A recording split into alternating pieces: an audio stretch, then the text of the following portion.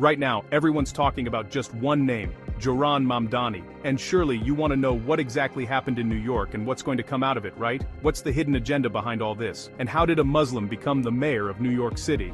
Today, I'm going to tell you things you won't hear on any other channel. So my friends, as William Shakespeare said, all the world's a stage, and we are merely players. That means the world is like a stage, and every person comes on it to play their own role. Among them, there's this character named Zohran Mamdani. You gotta remember, politics always works like this. Someone's made out to be a hero, and someone else the villain. So right now, Mamdani is being shown as a hero to the people. And who's the villain? Well, the villain is anyone who's against Mamdani. Who's against him? Trump is against Mamdani, and the so-called Jewish people controlling New York are also against him. So who ended up being the hero? Our Mamdani.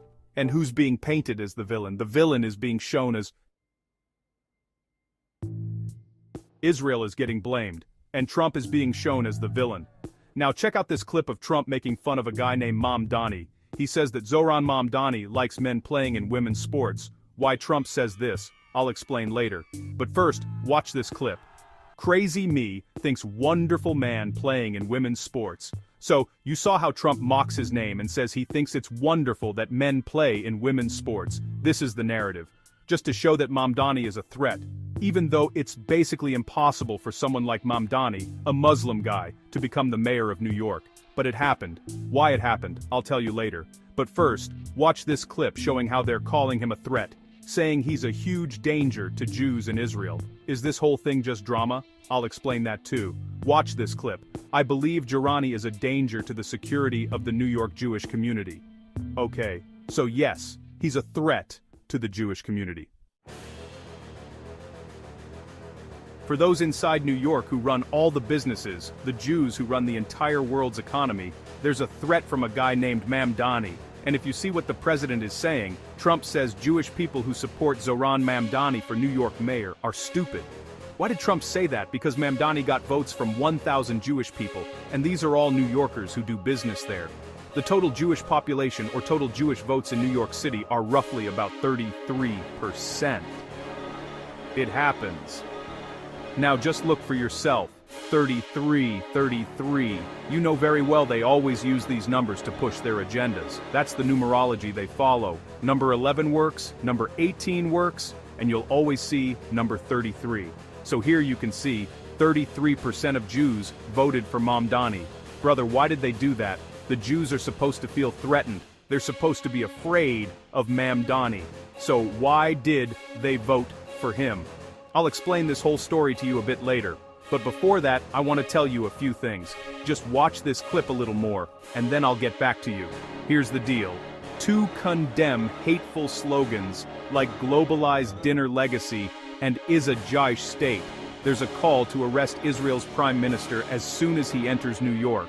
Mamdani has promised that the moment Benjamin Netanyahu steps into New York City, the NYPD, the New York City Police Department, will be ordered to arrest him. As soon as he lands in New York, the police will take him into custody. So, as you can see in this news headline, Zohran Mamdani pledges to arrest Benjamin Netanyahu. These are just empty campaign promises in New York City. You already know how politicians always make promises they can never keep. And look, a mayor doesn't have the power to arrest a prime minister of another country. The mayor of New York City doesn't have all that power. So who does? The governor. The governor of New York City, who's basically a woman, holds that power. Just look at what she can do. So what's going to happen in the state? Whenever Benjamin Netanyahu has to go, it's to New York City, because the United Nations headquarters is right there. So Benjamin Netanyahu definitely has to go there. You'll see that Zohran won't be able to keep his promise either. The reason is, he just doesn't have the power. All of this was done just to be seen and to keep his campaign successful. Because of this, right now, all the Muslims around the world, especially in Pakistan and India, are very happy. So, it turns out that Mr. Mamdani is now there. Now let's see. He's going to explain things to them properly. Especially Benjamin is going to make Nathan, Yahoo and Trump really struggle. People think that, but honestly, he can't do much. Now, if you look at the picture I showed you, if you noticed carefully, Mamdani has a red thread tied around his hand. Who usually ties this red string or thread? Yes, you can even see here, in this picture too, he's wearing a red thread, and in this picture, as well. You can take a close look and see how this red thread is worn. Inside it, there's also a yellow thread. Hindus wear this yellow and red thread, Muslims don't. Yeah, you can ask anyone. The Hindu red string, known by various names like Kalava, Mauli, and Raksha Sutra, is a sacred thread used in rituals for protection, blessings, and to symbolize a connection to the faith. Basically, all Hindus wear this thread either to show their Hindu identity or for protection. People wear symbolism, and you can see Mamdani is wearing this thread. Why is he wearing this thread? The reason is, Mamdani isn't really a Muslim, he's just a Muslim in name. Why do I say this? Just look for yourself here. How to understand Mamdani the Muslim at the gay event. This is the kind of Muslim where Islam forbids homosexuality. But notice, here's a Muslim who speaks in favor of homosexuality. And as soon as he wins the election at 1 a.m. in New York City, This is a speech, so it's 1 a.m., and Zohran just showed up at the gay place. Look, this isn't a big deal. Alright, you can see Zohran inside the gay place. If you check Wikipedia, you can read about it there too. Here, take a look. This is Zohran Mamdani's Wikipedia page. Scroll down, and you can see what his promises are. Yeah, here you can read that Mamdani connects environmental justice to social equity. And further down, if you keep going, there's something about defending Hestic Yash Shivas. Basically, these are Orthodox Jews, autonomy. Expanding protections for immigrants is making New York City an LGBTQ+ sanctuary city. A sanctuary city is considered a sacred place with an office of LGBTQIA+ affairs. So, here you have someone who's pro-LGBTQ, meaning they support queer folks. They've been brought in to back LGBTQ people. Now if you look at it, George Soros and his network have supported this. The top paid transition leader was heavily influenced by Soros's network during the Biden administration. So, you see, who brought Mamdani here? George Soros brought him. Who's George Soros? George Soros is a contributor to the World Economic Forum's agenda. He's a businessman who heavily invests in politics and runs a foundation called Open Society Foundation. Through this, he funds political changes and pushes agendas he wants, just like Bill Gates funds health initiatives. Similarly, George Soros funds politicians to control them. So you see who funded this? Who brought it in? George Soros brought Mamdani. And George Soros is an elite who's heavily involved with the World Economic Forum, deeply involved in making new policies, especially pushing for socialism.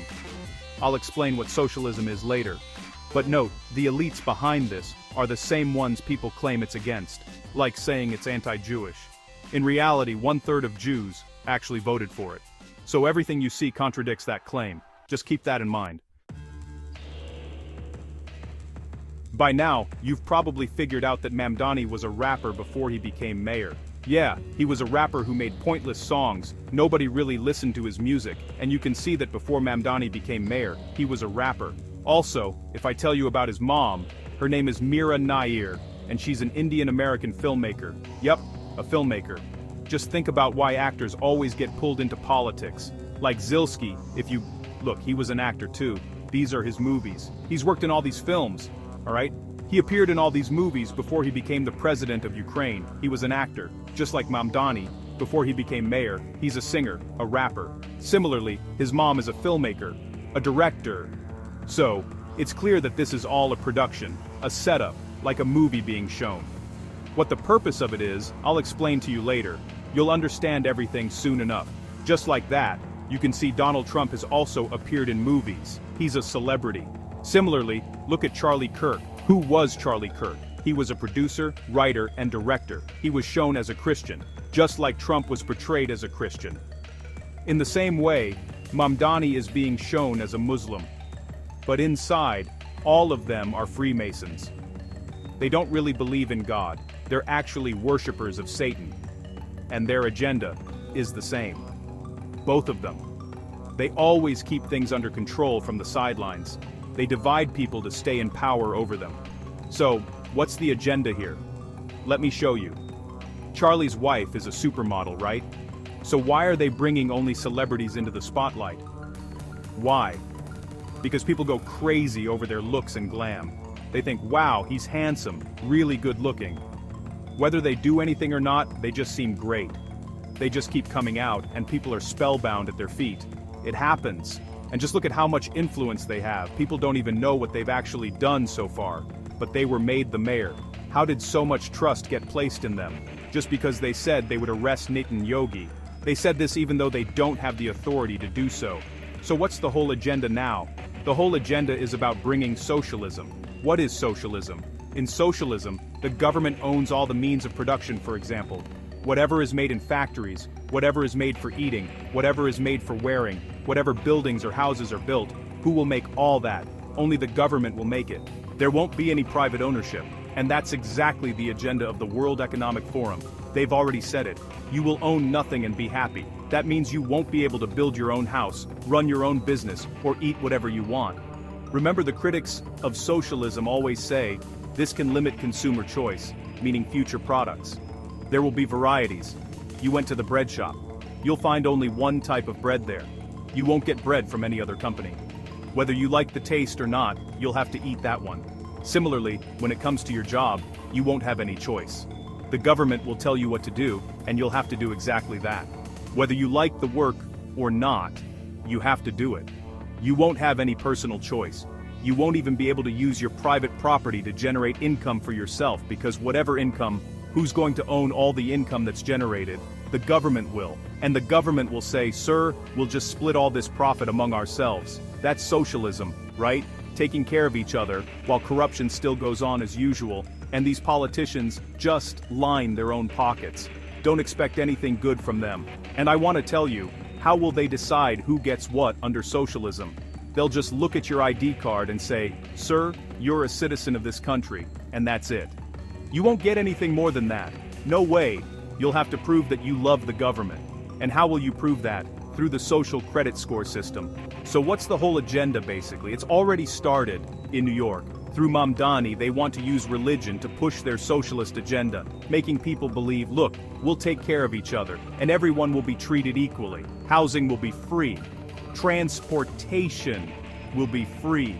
The government will cover all the expenses. People just want free stuff. They'll think, yeah, that's great. All right, something's definitely happening. But the reality is people are about to lose their freedom, their own choice, by their own hands. Why? Because as soon as we hand over all our control to the government, trusting actors like this who are just putting on a show, this guy isn't a politician at all. He doesn't care about you, he just wanted to be famous. That's why he became a rapper. His mom is a film director, so this is all her production. He's just acting. He's been given a script and a character, and he's playing that role. So what's the main thing? The main thing is this agenda, to bring people onto socialism and divide them so laws get passed without us even realizing it. We'll just keep talking about stuff like, oh, they want to arrest Nitin Yogi, while all these socialist laws keep getting made. And one day, all these laws will be in place, and by the time we wake up, everything will be out of our hands. This isn't just a story from New York, folks. It's happening all over the world right now. They want to roll out the social credit score system all over the world so they can control every single person through it.